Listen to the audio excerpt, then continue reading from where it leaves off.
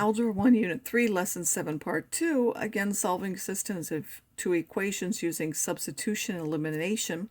I'll remind you that with substitution, we first rewrite to get a variable equals to something in terms of the other variable. So y is an expression in x, or x is an expression in y, and then we substitute in place of the variable and solve. In elimination, you need to make a coefficient match in terms of absolute value, so 2 and 2, or 2 and minus 2.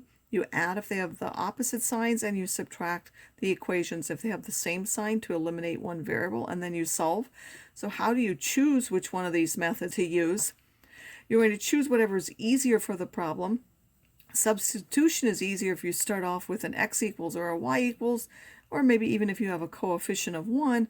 Elimination is generally easier if both x and y have coefficients other than plus or minus 1.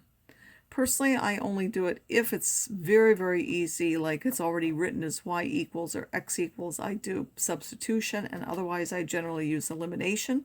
I'll remind you can get no solutions, that when you get something that's false, or every ordered pair satisfies that if you end up with something that's true.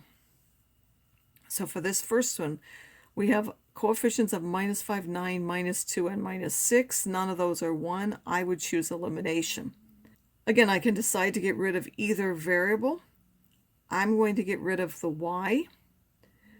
So I could get these both 18. I can multiply this by 2 and this by 3. So I'm multiplying everything in this equation by 2, everything in this one by 3. 2 times minus 5 would give me minus 10. 2 times 9 is 18. 2 times 18 is 36. Make sure you keep the variables. And then 3 times the second one. 3 times minus 2 is minus 6. 3 times minus 6, minus 18, and 3 times minus 2, minus 36. And then I would look, these have opposite signs, so in order to get rid of them, I would add. That's why I'm choosing to add my equations.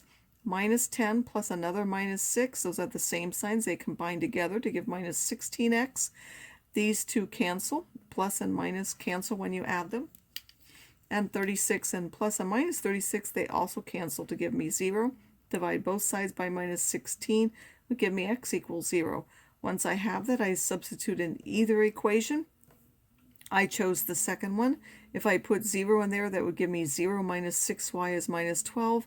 So minus 6y is minus 12. Divide both sides by minus 6, and you would end up with y is equal to 2. Again, put them in alphabetical order, 0, 2.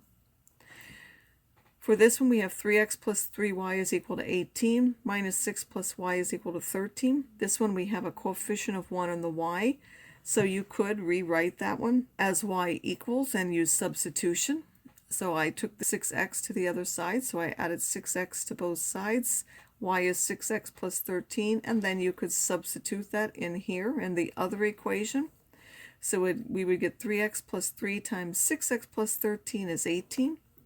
Using the distributive property, combining like terms, and then I took this 39 to the other side as well. So 21x is equal to minus 21. Divide both sides by 21. X will be equal to minus 1. And then once you find out what x is, you would go back and substitute that here and get the y is 7. So you would get the solution minus 1, 7.